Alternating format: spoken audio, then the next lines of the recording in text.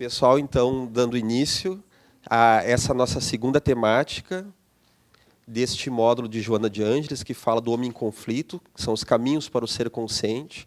Lembrando, né, até para quem assiste em casa, que este é um dos módulos proporcionados pela Associação Médico Espírita do Rio Grande do Sul, do curso que constitui a série psicológica da Joana de Ângeles, que são 5 módulos, partindo também do pressuposto que todos que estão nessa aula aqui já fizeram o módulo introdutório, que é aquele módulo, então, que explica com mais propriedade qual é a utilização que a Joana de Ângeles faz da psicologia espírita, em que ela utiliza termos da psicologia, seja da psicanálise, da psicologia transpessoal, psicologia humanista e, principalmente, da psicologia analítica, de Carl Gustav Jung.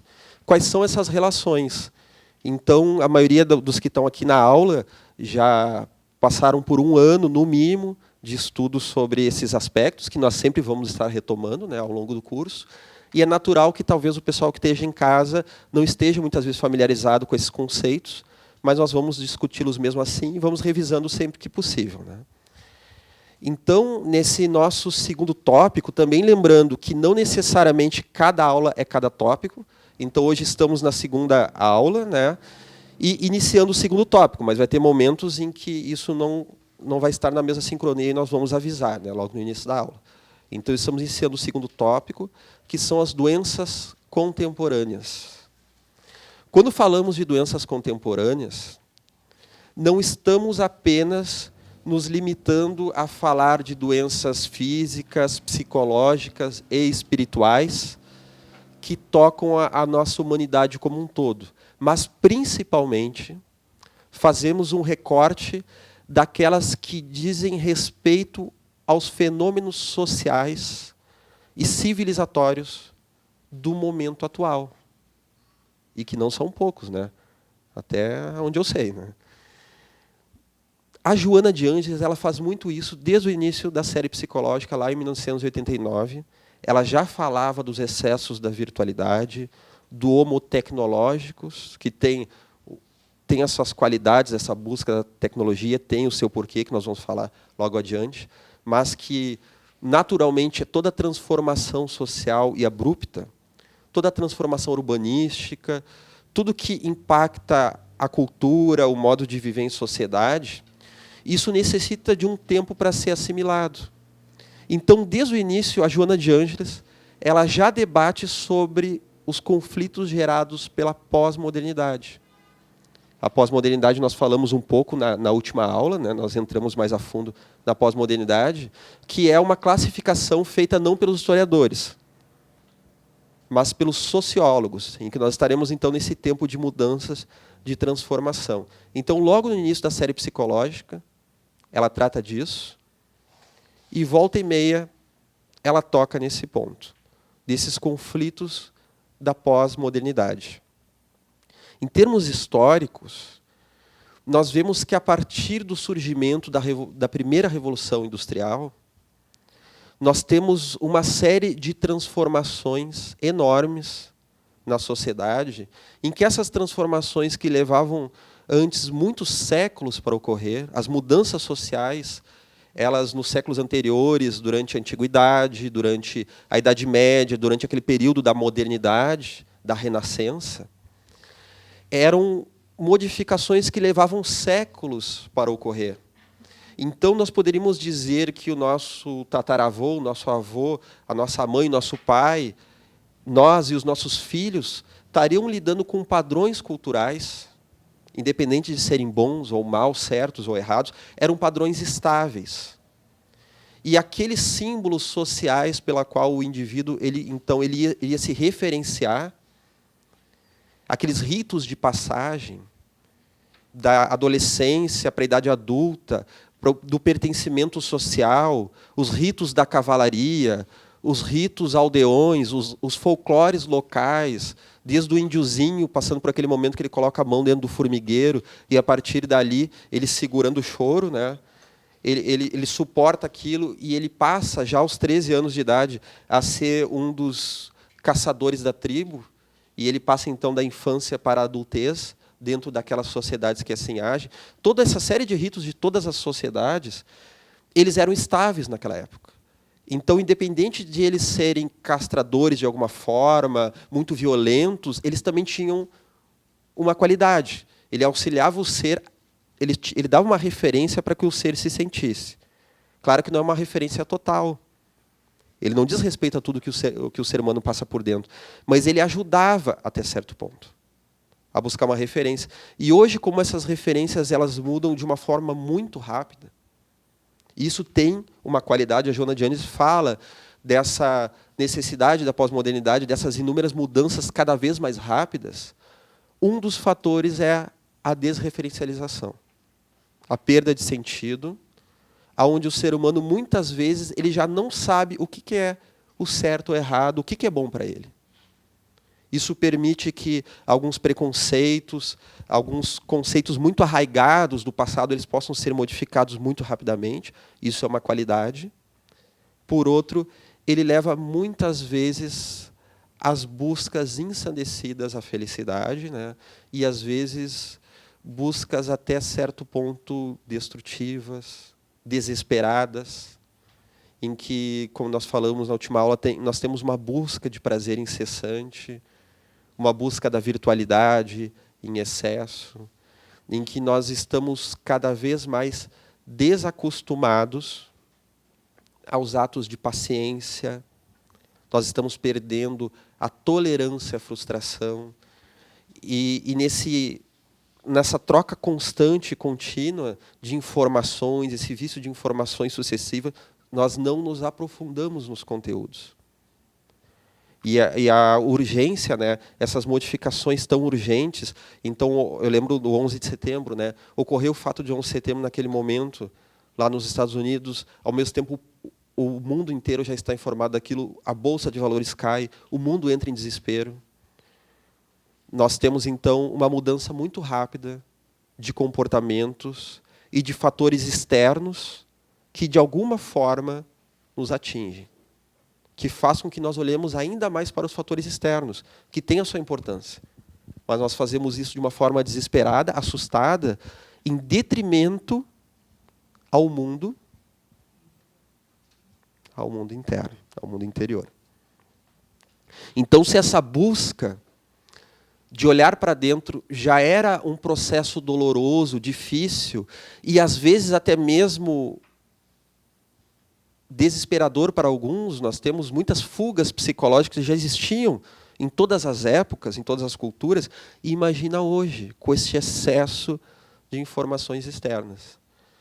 No livro A Caminho da Luz, o mentor Emmanuel, ele fala numa grande frustração que a espiritualidade maior teve que sentir, pois eles estavam guiando o desenvolvimento da sociedade, como se dá em todas as eras da humanidade. Nós temos o mundo de lá, o mundo espiritual, preparando, planejando o nosso processo educativo da nossa vivência aqui e as modificações sociais. Claro que cabe a nós nos utilizarmos isso da melhor forma, né?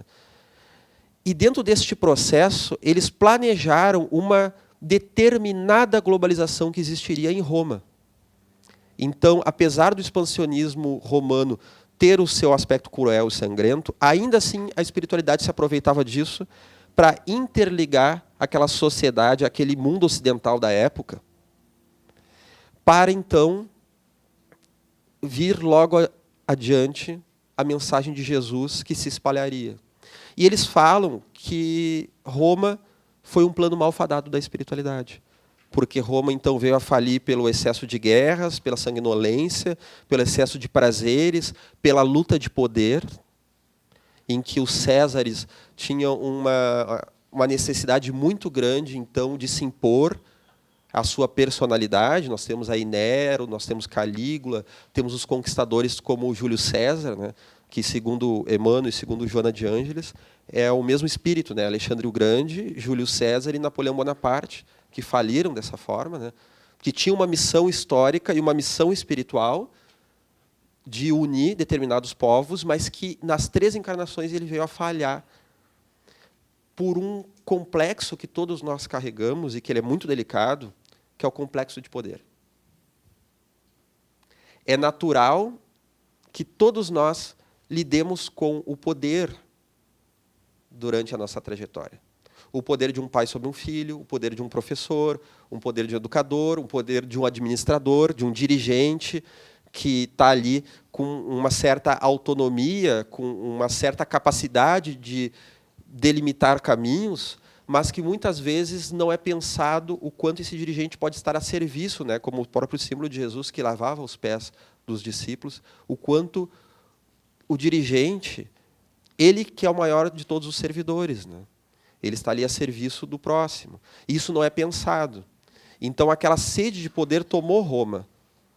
E nós temos ali um malfadado plano. Mas Emmanuel nos fala o seguinte, que apesar disso ter ocorrido, pelo menos com o fim do Império Romano e o início daquele período que hoje nós chamamos de Idade Média, de fragmentação política e urbana, em que a civilização vai para os campos e se proteger nos castelos, a espiritualidade aproveitou este processo malfadado para, então, levar aquelas criaturas à reencarnação, longe dos centros urbanos, aonde, no contato com a natureza, eles teriam a oportunidade, então, maior, um chamado maior, um convite maior para uma interiorização. Então, apesar de ter havido um plano malfadado, a espiritualidade aproveitou isso. E será que estamos nós hoje, agora que temos o poder de escolher se nós vamos para o excesso de informações ou então administramos de uma forma mais coerente, nós estamos então buscando a nossa interiorização? Damos aberto agora, né, a um momento em que nós podemos elencar aqui umas das doenças contemporâneas. Quais seriam? O que vocês acham? Depressão. Espera aí. Depressão. Depressão. Ansiedade. Tentem falar alto, vamos ver se dá certo, né? Daí, quando alguém for falar um pouco mais, a gente entrega o microfone. Depressão, ansiedade, intolerância, né? Que o pessoal de casa não escuta, a gente repete aqui, né? Síndrome do pânico. Sociopatia. As compulsões. Que esse descontrole, né, quando nós falamos de compulsão, nós sempre estamos falando, de alguma forma, de uma atuação da nossa sombra psicológica, desse conceito junguiano, né, do complexo da sombra, que são os elementos não trabalhados da nossa personalidade e que são diferentes da nossa visão de eu, do nosso ego, né, e da nossa persona, que é a nossa máscara social, que é a nossa ferramenta de adaptação social.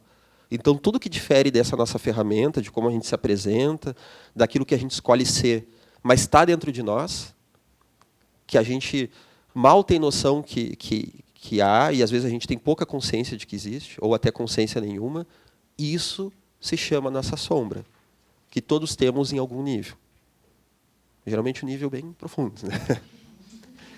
Então, toda vez que a gente fala em compulsão, nós estamos falando de uma atuação da sombra, em que a sombra ela atua e nos leva a um ato de repetição.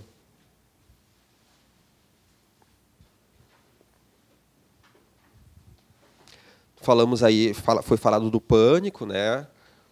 Síndrome de pânico, que é muito comum, em que a pessoa ela passa por um processo de morte simulada, em que ela é atravessada, atacada por um processo, muitas vezes, de mal-estar fisiológico, de pavor, de medo de morte. Passa, muitas vezes, por sinais fisiológicos, como se estivesse morrendo. Ela sente, então, que está parando o coração, que vai morrer, a minha hora está chegando. Às vezes ela fala, a pessoa pode falar isso, pode achar, ela entra em pânico, que nada mais é do que um sentimento enorme de desamparo e de descontrole. No momento que nós falamos de sombra, né, pânico tem muito a ver com a sombra. Então, existe até mesmo alguns tipos de personalidade que, mais do que as outras, são suscetíveis ao pânico. ademais da sensibilidade mediúnica, que pode haver também, né? Uma sensibilidade mediúnica e ter um pânico ali que foi iniciado por um processo obsessivo. Ademais disso, né? Pode ter alguma pessoa muito sensível a isso. Em termos de estrutura psicológica, muitas vezes vão ser aquelas pessoas que têm uma fantasia de controle muito grande, que têm que ser muito controladoras. As coisas são da forma que eu quero, da forma que eu delimito. Eu sou o melhor, eu sou o número 1, eu sou o que ganha, eu sou o melhor chefe, eu sou indispensável no trabalho, eu sou aquele que sabe, que tem uma necessidade de autocontrole, mas não aquele autocontrole sadio, de se conhecer, mas aquele autocontrole que não se aceita. E essa sombra, muitas vezes, é uma puxada de tapete. Pois nós lembramos, né, que em termos espirituais, e depois nós vamos trabalhar mais à frente a questão psicológica disso, né, que em termos espirituais toda doença tem um sentido. Ela é um padecimento enorme, ela merece ser combatida, mas combatida com o objetivo do crescimento consciencial, do crescimento do espírito. Do que nós aprendemos, qual é o sinal que essa doença está nos dando? E de que forma nós podemos crescer? Nós sabemos, então, principalmente com aqueles exemplos colocados no livro Missionários da Luz, né, que André Luiz nos fala dos planos reencarnatórios, que muitas vezes um hipotireoidismo que vai levar a pessoa a engordar um pouco mais, vai levar a uma sonolência, a um distúrbio cognitivo de uma lentificação, vai ser um obstáculo para aquela pessoa, talvez ela não possa aparentar conforme ela gostaria, mas aquilo às vezes é um ganho, às vezes o espírito pede aquilo. Ele fala, olha, eu falhei em outra vida, com excesso de vaidade, porque eu era muito belo, ou era muito bela, hoje eu quero vir manco de um pé, um hipotireoidismo, e ele fala até mesmo daqueles espíritos que não necessitam disso como aprendizado, mas eles têm uma missão espiritual de uma certa importância para ele, para o grupo na volta, em que ele não quer falhar, ele não quer que a beleza atrapalhe. Então ele até tem o direito de pedir, olha, eu quero um corpo belo, mas ele prefere, não vou querer esse atrapalho nessa presente encarnação. Então aí nós vemos a beleza da alma, né? Vejam como esses padecimentos, nós temos todo o direito de buscar superá-los, desde que busquemos isso pela saúde, não apenas do corpo, que é muito valoroso, mas a saúde do espírito. Então nós vemos que, vamos voltar ao pânico, né? Temos muitas vezes aqueles sujeitos que têm uma sexualidade muito forte, uma energia sexual e que não conseguem canalizar isso, né? Também temos aquelas pessoas, né, que junto a isso tiveram uma criação, que não tiveram um olhar muito fidedigno dos pais, ou muito castradores, ou então aqueles pais que não dão um olhar que dá significado, né? Então parece que eles não têm vaso para conter aquele excesso que toma, né? Então eles são atacados pelo pânico. Falamos das depressões. Quais são outras doenças, sintomas da contemporaneidade? Anorexia. Então, a colega falou aqui da anorexia, depois foi falar da bulimia, né? Os transtornos alimentares. Anorexia, que é quando a pessoa passa a não se alimentar, né? Ela, inclusive, tem fantasias, né? A anorexia ela é acompanhada não só da falta de ingestão de alimentos, como do dismorfismo corporal. A pessoa se olha no espelho e se acha muito gorda. Claro que podem, muitas vezes, haver os contatos obsessivos, né? Então, a pessoa ela tem uma hipersensibilidade do órgão gástrico e ela sente aquilo expandindo, e, às vezes, até mesmo tem espíritos que, querendo prejudicá-la, né? Um processo obsessivo, eles trazem a ela aquela sensação, e além dos xingamentos, né?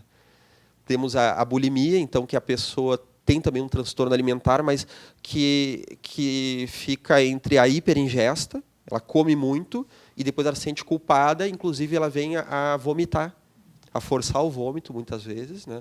Então ela fica muito culpada por aquilo. Então agora estamos em época da Páscoa, né? Claro, não quer dizer que todo mundo que exagerou na Páscoa seja bulimia, tá? E que depois ficou preocupado com o espelho. Não, isso aí é um sintoma do coelho, né? Então, não necessariamente é a bulimia. Mas isso é porque todos esses transtornos, eles têm, muitas vezes, o dismorfismo corporal, tem uma preocupação excessiva, né? E a pessoa entra num juízo de valor. Parece que só a pessoa que é magra, só a pessoa que tem determinado porte físico, ela é boa e aceitável. Então, a pessoa, às vezes, ela sente que ela tem vergonha de ter contato social. Ela quer estar num grupo, mas ela, como é que eu vou me apresentar lá desse jeito? Então, ela está se julgando, muitas das vezes. Temos também a vigorexia, que a pessoa se vicia no vigor físico, no esporte excessivo, né? Até mesmo um caso famoso, que não se discute isso, não se coloca isso, era o caso do Bruce Lee, que era aquele ator, né, de artes marciais famoso, que sofria de vigorexia. Ele, com 33 anos, ele se orgulhava de ter um corpo que ele dizia de 18 anos, né, de ter 3% de gordura corporal. Inclusive, se discute se isso não foi um dos fatores que levaram ele à morte, né, e a outros padecimentos físicos que ele passou, né. Então, era alguém que tinha uma fascinação pelo sucesso e pelo o vigor físico e pela forma física, né. O Michael Jackson também tinha? Não sei se é isso, mas ele também tinha aquela coisa do corpo, da perfeição. Sim, a questão com a pele, com a cor da pele, né? Que não só ele padecia do vitiligo, mas ele tinha também um transtorno com a questão da aparência, né? Além de outros transtornos mais, né? O excesso de plásticas, né? Eu não conheço tanto da vida dele, mas dá a entender que realmente tinha algum conflito nisso, né? E a Joana de Ângeles, ela vai nos falar que esses conflitos da imagem, eles estão falando justamente de uma valorização excessiva da imagem. Então, um dos padecimentos, uma das doenças contemporâneas é essa ditadura da imagem, em que eu sou o que eu aparento. Então, nós temos uma ditadura da persona, daquele conceito que nós falamos antes, né, que é da nossa máscara social. E nós sabemos que a persona, ela é importante. O sujeito sem persona, ele não sabe se colocar no grupo. Se, por exemplo, uma pessoa sem persona é uma pessoa que esquizofrenizou, sai pelado na rua, vem aqui para a aula da Joana de pijama, né? Então, enquanto ninguém tiver vindo de pijama, tá bom, né? Isso, a pessoa está com um distúrbio da persona. Então, a persona ela é importante. O problema é nós confundirmos o ser com a persona. Então, aquela pessoa que chega em casa tem que ser chamado pelo juiz, né? Pelo título, né? Pelo coronel, né? Às vezes o filho não fala, o pai não tem pai, é o coronel, né? Então, até dentro de casa a pessoa tem que, ela está misturada, né? O doutor, ela está misturada com a persona, com o título, né? E os títulos eles têm uma função, de um papel social, mas tu confundir o teu ser total com aquela função é uma pobreza espiritual muito grande. Então, nós estamos numa época de ditadura da persona. E nós lembramos, então, que toda vez que a persona é enfatizada demais, e nós temos, então, uma fantasia de que aquela persona é tudo, o perfil do Facebook, né? Teve uma pessoa que me disse esses dias como é que é, minha sogra botou lá uma foto, é uma família linda, que tem muito amor nesse ninho. Mas que ninho? Estão se matando lá dentro, né? Tudo bem, vamos entender como uma vontade da pessoa, né? Não há problema em fazer esse tipo de comunicação, mas muitas vezes, dependendo do caso, nós sabemos que ali se trata de uma fantasia muito grande, uma necessidade de mostrar o que não se é. Seja por um medo de se enfrentar, né? Seja por até mesmo uma inconsciência completa. A pessoa, às vezes, não faz nem noção de que ela não está sendo nada daquilo. E toda vez que a persona manda, quem é que está atuando? Quem? Algumas pessoas falaram o ego, né, mas o problema é mais embaixo. É a sombra. Claro, né, que daí nós vamos estar tentando inflar aquele ego, nós vamos estar tentando alimentar aquele ego que necessita ser alimentado, mas ele está se alimentando de uma forma muito bruta que não auxilia ele nesse crescimento, né? Que então nós estamos tendo uma ditadura, na verdade, da sombra. Então, tudo aquilo que a gente não quer ser, as nossas compulsões, a sombra diz respeito ao nosso lado maligno, muitas vezes o mal de nós, diz respeito, muitas vezes, a todas as picuinhas que nós alimentamos, as fofocas, né?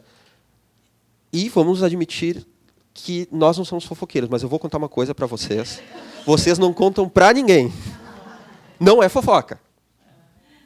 Às vezes as pessoas, quando estão comentando, né, dá aquela vontade, eu quero ouvir, mas daí a gente, olha o conflito de consciência. E agora, o que tu faz? Né? Socialização de informações, né? A rádio corredor, né? Então, às vezes, a pessoa vem dizer assim, eu vou te contar uma coisa, tu não conta para ninguém, é segredo. Eu digo, tá, então não me conta, já que é segredo. Mas não quer saber? Não. Eu me lembro uma vez, na época que eu era estudante do colégio, né, que tinha uma colega que contava o segredo de todo mundo. Ela contava, assim, e um dia ela me disse assim: Alexandre, as pessoas não confiam em ti. Será que ela está sabendo? Ela que sabe de todas as fofocas, ela deve estar sabendo de alguma, né? Por quê? Porque olha como eu te conto as coisas e eu estou sabendo o segredo de várias pessoas e tu nunca me contou o segredo de ninguém. Então as pessoas não abrem para ti os segredos. Daí eu falei para ela assim: minha amiga, na verdade é que elas falam, só que eu não conto para ninguém. Não conto para ti também. E daí ela queria me arrancar. Quem é que está te falando o segredo? Eu disse: agora que eu não conto, né?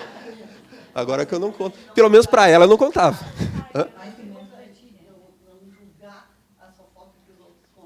Não julgar. Não julgar. Claro que todos nós, o importante da sombra é nós aceitá-la. É aceitar que todos nós somos pessoas com inúmeras dificuldades. Muitas vezes, os espíritos mais evoluídos, as personalidades mais evoluídas, elas têm isso. Tu faz uma crítica a elas, de alguma forma, elas sabem que em algum nível elas são aquilo. Então, elas sabem que elas não estão lidando com uma inverdade. Até pode ser uma inverdade, né? Tu está chamando de ladrão alguém que não foi ladrão, está chamando de bandido alguém que não foi bandido, de assassino alguém que não é assassino, que não fez o ato, né? De agressivo alguém que não está sendo agressivo, mas a pessoa ela vai entender que em algum nível eu tenho alguma coisa disso. Mas a gente conhece a nossa sombra, melhor a gente consegue fazer essa avaliação, né? Fala de novo. Acho que quanto melhor nós conhecermos nossa sombra, porque não tem só coisa ruim na nossa sombra, tem umas coisas boas, né? Quanto melhor nós conhecermos ela, aceitarmos, acalentarmos, melhor a gente consegue lidar com ela e perceber e até fazer essa diferenciação do que é que o outro está te dizendo e do que realmente é a tua sombra, que tu tem que parar, pensar e refletir, e do que daqui a pouco é uma projeção, né? E não é uma projeção da pessoa em cima de ti, que não é uma sombra. E isso que tu falou é muito importante, que quanto mais a gente faz essa autorreflexão, isso pode nos gerar uma grande insegurança. Mas é um processo momentâneo. Porque isso vai gerando, aos poucos, uma confiança diferente da confiança presunçosa. Às vezes a gente confunde confiança com presunção. Então a pessoa, eu posso, eu consigo tudo. Nós tínhamos aqui no Sul, né, aquele personagem da rádio, o Papael, não era? Nada vai me acontecer, né? Não tinha aquela história, eu vou me fantasiar de Jordi. Jordi era o menino, o cantor infantil, né? Eu vou me fantasiar de Jordi, vou entrar no quarto do Michael Jackson e nada vai me acontecer. Você lembra dessa? Isso faz anos, lá da década de 90, né? E daí ele sempre se dava mal, né? Ele sempre se dava mal no final, né? Então, confiança é diferente de presunção. Então, aos poucos, conforme a gente vai contando com esse explorador da natureza interna, que quer explorar esse mundo novo, esse explorador ele vai se felicitando com tudo que ele encontra de bom e também de ruim. Porque, ao encontrar um defeito, é a grande chance de, a partir dali, começar a solucioná-lo. E, aos poucos, nós vamos... Quando nós estamos em dia com o nosso eixo ego-self, com o nosso contato, então, com o self, que é o nosso eu maior, que é a nossa natureza espiritual, o nosso espírito na sua totalidade, quanto mais nós vamos nos permitindo a nossa personalidade transitória estar em contato com essa lei de Deus dentro de nós, nós, aos poucos, vamos entrando no inabitual, que é nos felicitarmos com isso. Então, uma coisa que, em alguns momentos, vai nos assustar, olhar para a nossa sombra, depois vai nos felicitando. E nós vamos entrando num tipo diferente de confiança, que não é aquela confiança que nós temos que nos afirmar. Eu lembro daqueles momentos que Joana de Ângeles dizia para o Divaldo, né, não te defenda. Jamais te defenda.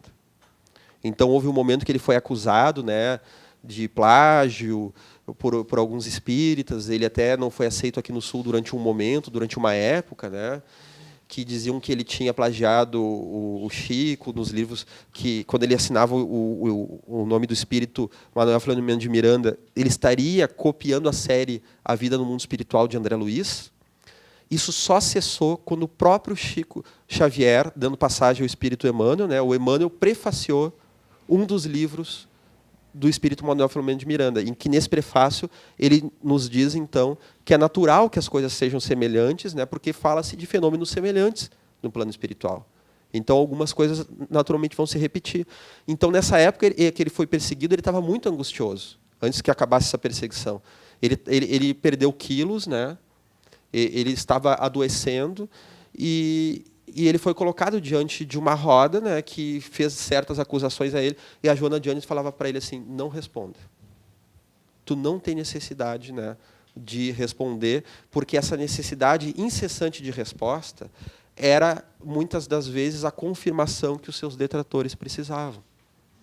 Então, muitas das vezes, nas nossas relações sociais, nós pecamos pelo excesso de explicação. Tem situações que necessita que a gente se coloque, né? Se for intimado, se for colocado alguma coisa errada, a gente vai ter que responder de alguma forma. Mas, às vezes, aquele excesso está falando de que nós estamos nos vitimando daquilo. Uma pessoa estava me falando outra vez, né, que o meu parceiro, por exemplo, ele diz que eu ter buscado fazer uma qualificação profissional ali, que aquilo foi egoísmo, que aquilo foi um golpe no nosso casamento, que eu não deveria ter feito isso, né? E tu acredita isso? Não, tanto que foi muito bom ter feito esse curso de final de semana. Bom, e depois, como é que foi?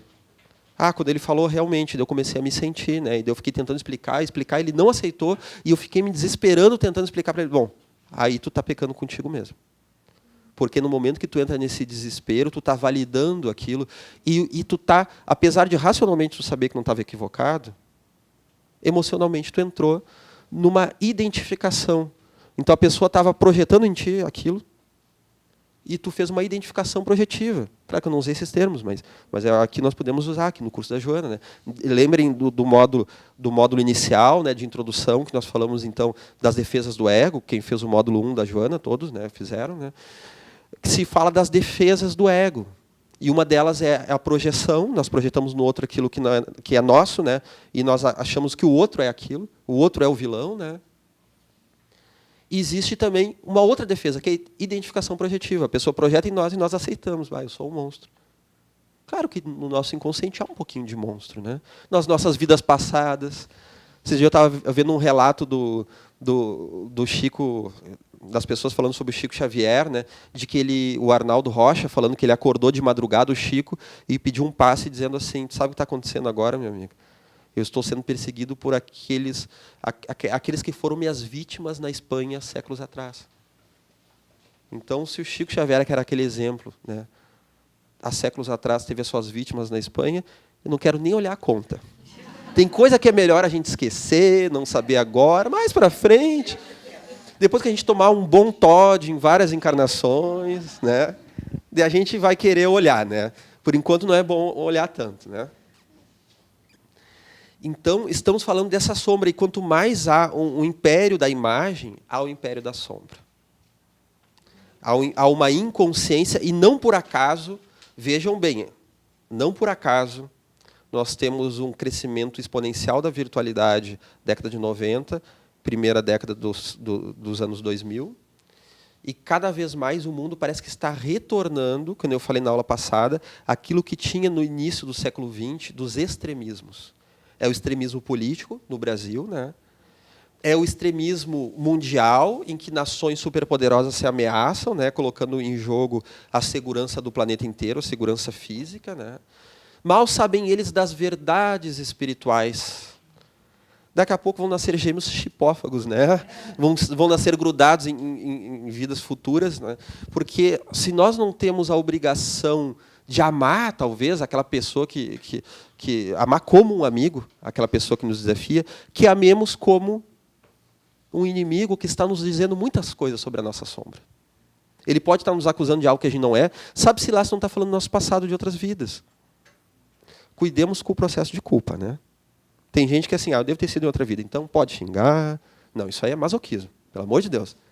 Posso ter sido em outra vida, mas se esse xingamento não diz respeito, né? Bom, obrigado pela colocação. Talvez eu não concordo com isso, né? Nós temos o direito de não concordar, mas que possamos então perdoar aquele agressor, que ao perdoar ele nós já estamos crescendo e diluindo a nossa sombra psicológica e a nossa sombra da personalidade que nós fomos em vidas passadas. Então, estamos no excesso do virtual. A Joana de Ângeles ela coloca isso em vários momentos, né, do livro O Homem Integral.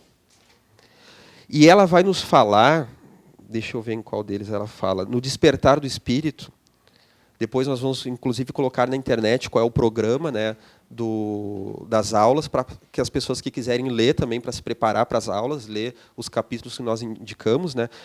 Qual era mesmo o capítulo do O Despertar do Espírito? A introdução do capítulo 3, né? Aquela pequena introdução que ela faz antes de desenvolver o resto, né, no livro O Despertar do Espírito, em que ela vai falar justamente que nós estamos perdendo capacidade de reflexão, de olharmos para dentro. Como Joana diz no livro Momentos de Meditação, que é um outro livro, né, que não foi pedido para hoje, ela fala que o ser humano tem necessidade de vida interior, de olhar para dentro, dos momentos de meditação. No livro também Encontro com a Paz e Saúde, e principalmente no outro livro chamado Momentos de Consciência,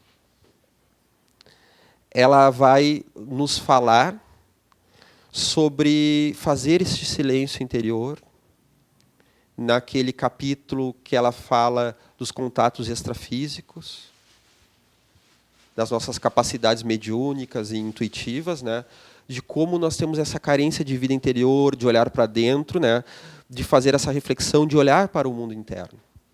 E o reflexo, né, já fala do espelho, a capacidade reflexiva. Quando estamos falando de sombra, alguns minutos atrás eu falei o seguinte, né, como é importante nós assumirmos a nossa sombra.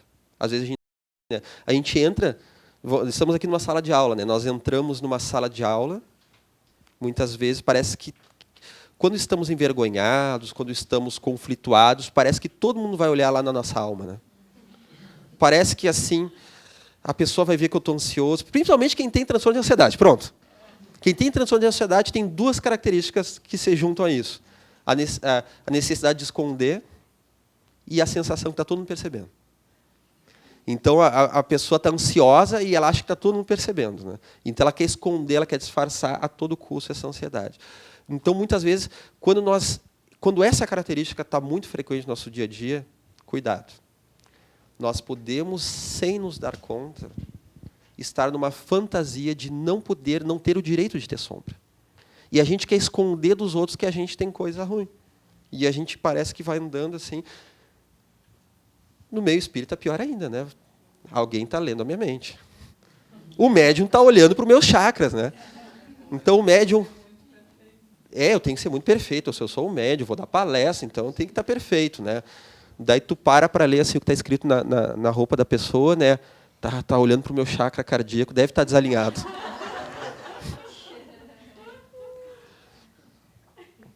Claro que as pessoas dotadas de evidência, de sensitividade, de intuição, nos mais variados níveis, elas também são convidadas a conviver com a dor e saber o quão natural é respeitar os conflitos das pessoas. Né? Não se violentar, não entrar em escândalo por causa dessa capacidade de visão, por causa do olho. Né? Não vai entrar em escândalo por causa disso. Né? Mas é natural esse tipo, por causa que, volta e meia, o nosso ego, nessa fantasia de só poder ser bom se for perfeito, nós entramos na necessidade de esconder a sombra. Bom, por que eu estou falando disso de novo? Para falarmos de reflexão, não basta só olharmos para a sombra, né? Aí a gente se chicoteia. Tu vai trabalhar uma sombra com a pessoa, né? Tem pessoas, às vezes, né? Por exemplo, às vezes tem palestrantes muito tímidos que dizem,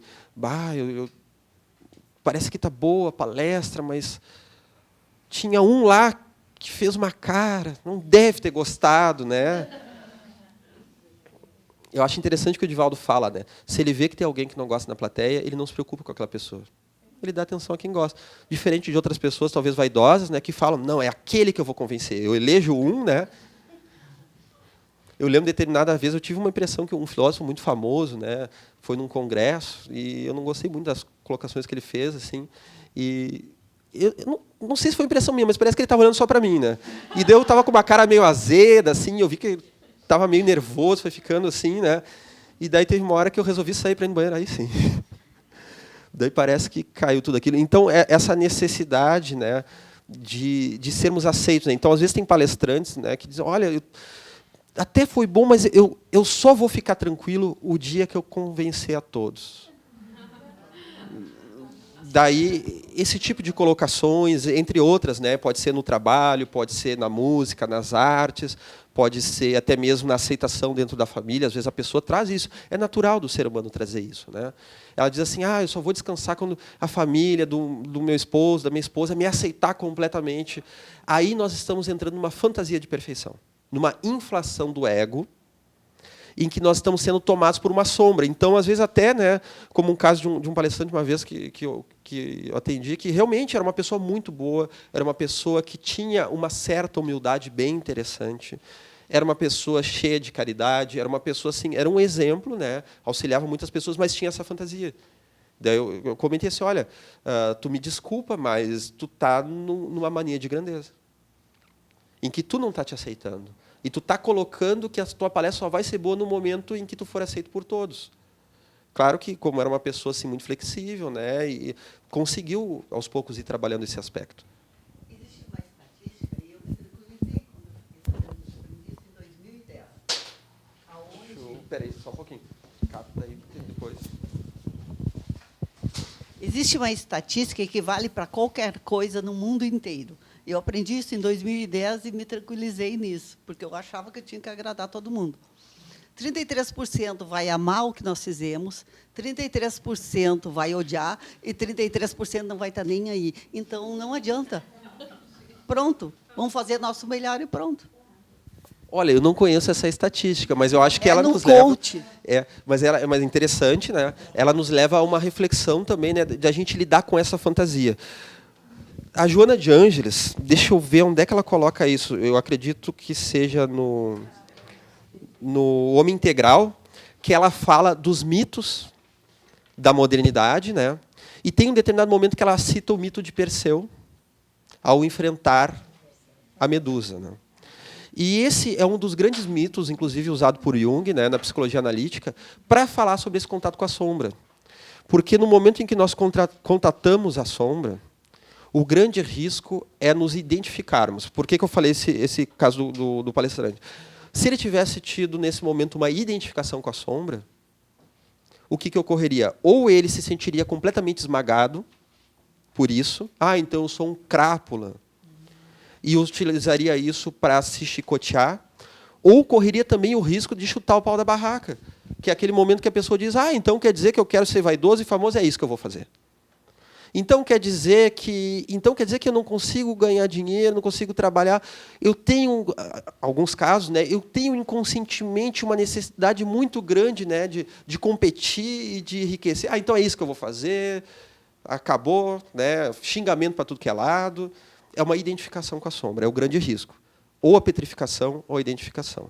Tanto que no mito da Medusa, que é o mito da sombra, aqueles que olhassem, né, para essa górgona, para a Medusa, o que ocorria com ela, com quem olhasse? Petrificava, né? Ficava em pedra. Então a pessoa congelava, né? Então, como é que Perseu faz para vencer a Medusa?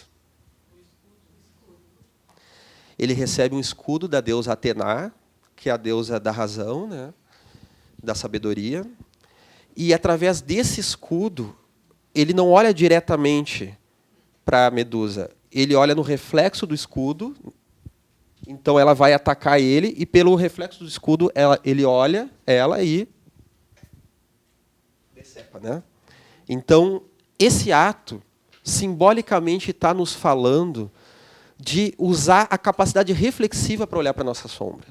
Jung vai dizer, então, que nós só somos capazes de olhar com mais propriedade para a nossa sombra através da reflexão do self, do nosso eu maior, através desse filtro do self. Está diferenciando do ego, muito bem. Então, o ego, né, que é o grande lutador, o ego, ele tem algo muito importante. O ego é a nossa personalidade transitória, né? Ele precisa ser relativizado, mas ele é o grande trabalhador do nosso processo interior.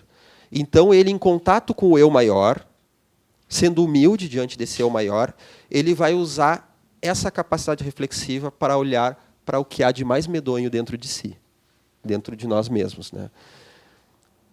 Está falando de utilizarmos a nossa consciência espiritual, o nosso eixo saudável, o nosso contato com o eu maior, que, inclusive, no momento que estivermos cada vez mais, não apenas na nossa teoria, que tem o seu papel também, mas, de fato, sabendo que somos um espírito imortal, que temos toda uma trajetória de erros e acertos, que somos filhos de Deus, destinados a uma perfectibilidade relativa no nosso crescimento espiritual, de que vai chegar um momento que nós não necessitaremos mais, inclusive, da encarnação, pois já estaremos aptos a reencarnarmos no plano espiritual, ou seja, sabedores e empossados dessa verdade, relativizando o olhar, né, sabendo que todos nós podemos ser jovens ou velhos da carne, mas que temos todo um passado antigo como espíritos, né, e não sabemos qual de fato é a nossa idade e daquelas pessoas que nós convivemos, respeitando também as pessoas que estão à nossa volta, que, por mais perversos que sejam, são espíritos em evolução, que um dia envergarão uma consciência mais equilibrada, cedo ou tarde um dia isso ocorrerá, ou seja, merecedores também do nosso amor. Diante dessa consciência, fica muito melhor, muito mais fácil e mais saudável e saboroso. Isso que é bom, saudável e saboroso, né? Olharmos para a sombra. A gente fala, né, que tudo que é bom engorda. Nesse sentido, não, né? Nesse sentido, pode ser saudável e saboroso ao mesmo tempo. Olharmos para a sombra através dessa consciência maior, desse nosso eu maior que nós somos, né? Não precisamos necessariamente lembrar das vidas passadas, mas temos uma noção que elas existem. Essa relativização, né, o quão importante ela é.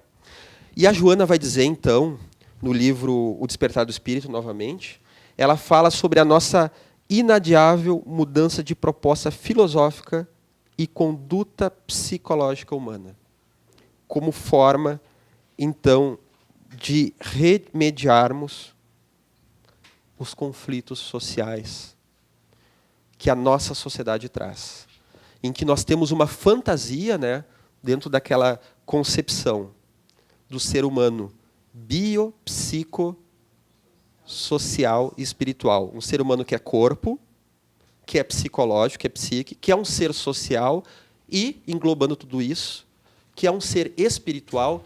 Nós, muitas vezes, temos aquela fantasia que os conflitos sociais serão resolvidos apenas no viés econômico ou no viés político. Estamos falando apenas da camada social, que é importantíssima. Mas nós temos que olhar também para o homem e a mulher, né? O ser humano psicológico, o ser humano biológico e o ser humano espiritual, né? Nós, inclusive, passamos, né, por conflitos sociais naturais. Qualquer época. Quem está ouvindo essa gravação pode ouvir essa em qualquer época da história do Brasil, que isso se coloca, né? Então, esses conflitos sociais, eles também são um convite a pensarmos na reencarnação. Já que no livro A Caminho da Luz, voltando a este livro, né, Emmanuel nos fala que, assim como o dirigente do Brasil, vocês sabem quem é o dirigente do Brasil? O espírito Ismael, né, na espiritualidade, aquele que comanda a civilização brasileira desde antes de ela existir, na espiritualidade, o anjo Ismael, ele, ao receber a reencarnação de muitos daqueles precursores do espiritismo na França, né, na virada do século, nós temos uma vinda de espíritos que estavam encarnados na França, que depois vão reencarnar no Brasil. São Luís, que é o protetor espiritual da França, ele pede que, pelo menos, então, já que o Brasil receberia esses importantes espíritos, que possa, por caridade, receber também aqueles espíritos endividados que, durante a Revolução Francesa, neste momento tão importante dos direitos humanos, em que a espiritualidade preparou para que se desse um salto consciencial na humanidade, houveram muitos de nós, muitos de nós que nos excedemos na violência e no combate aos inimigos, aqueles que se comprometeram negativamente pudessem também ser recebidos pela pátria brasileira. E aí pode-se entender um pouco melhor os conflitos sociais e políticos que têm o seu valor, têm o seu papel, têm muitas vezes um ganho, mas tem muita doença psicológica nisso. E muitas vezes isso não começou agora, há décadas atrás, começou há séculos atrás, em reminiscências reencarnatórias, revanchismos, que antes eram resolvidos à base da guilhotina. Então, que nós possamos envergar a proposta do amor, a proposta do perdão, para também nos conhecermos diante dos conflitos sociais. Até não falamos hoje de tantos outros, né, mas que vamos falando ao longo das aulas. Né, falamos na última aula e vamos falar em outras. Né, do excesso da virtualidade, nós falamos um pouco na aula passada, né, da necessidade de estar sempre recebendo informações, de estar sempre recebendo, como posso dizer, ser gratificado o tempo inteiro. Sempre estimulado, necessidade de estímulo constante, que, segundo a Joana coloca, né, até esse transtorno ansioso, a ansiedade nada mais é do que uma instabilidade em relação às conquistas planificadoras, como falamos na aula passada. Né?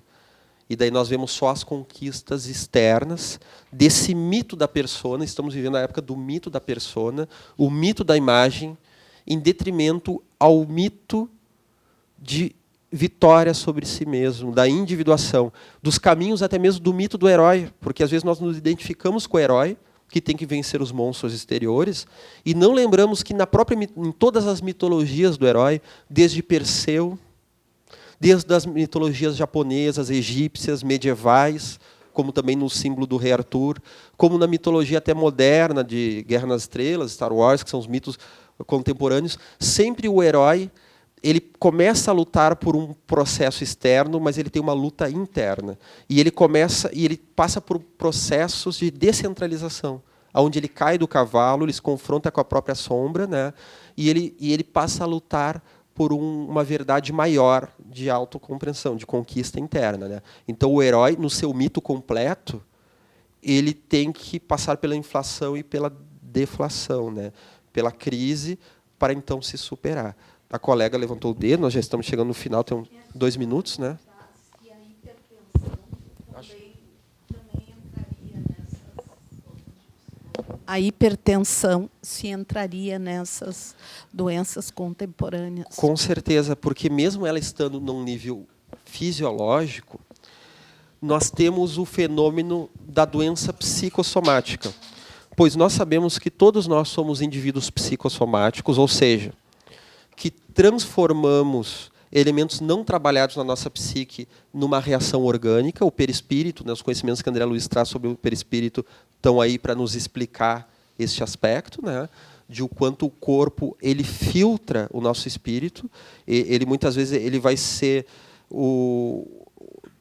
vai afunilar questões não trabalhadas no espírito, né, até mesmo doenças genéticas, já são programadas pela necessidade evolutiva, um câncer que a pessoa vem desenvolver, um problema na tireoide, uma cegueira, um problema neuronal, muitas vezes tem a ver com um processo simbólico já de vidas passadas, como até mesmo do nosso comportamento atual. O corpo responde.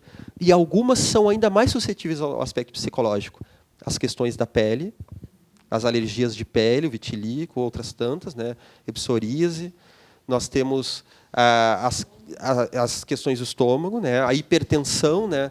Que fala também, muitas vezes, o indivíduo hiperativo, e no livro O Triunfo Pessoal, que a gente falou pouco hoje, mas ele está embasando, principalmente no contato com o self, ele está embasando a nossa fala de hoje, né? O livro Triunfo Pessoal, ela vai falar sobre aquele momento que nós ficamos muscularmente tensos, prontos para tudo, né? E a hipertensão está falando de uma tensão, né? Simbolicamente, o que é tu estar tenso? Nosso músculo ele fica tenso quando ele está pronto para entrar em ação.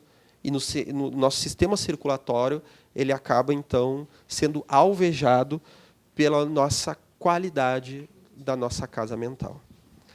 Mais uma vez, então, chegamos ao final dessa aula. Chegamos, então, ao final do item 2, do módulo O Homem em Conflito, Desafios para o Ser Consciente, né? Então, no próximo encontro, na sexta-feira da semana que vem, para o pessoal que recebe pelo YouTube, não necessariamente entra na sexta-feira, né? Mas entra logo em seguida, nós vamos ter, então, a continuidade. Qual é o próximo item? Distúrbios coletivos, tá. Então, nós pedimos, né, para o pessoal possa, então, ler aqueles capítulos que estão indicados, e também para quem acompanha de casa vai ser colocado um link na descrição do vídeo falando dos capítulos que são trabalhados em cada aula.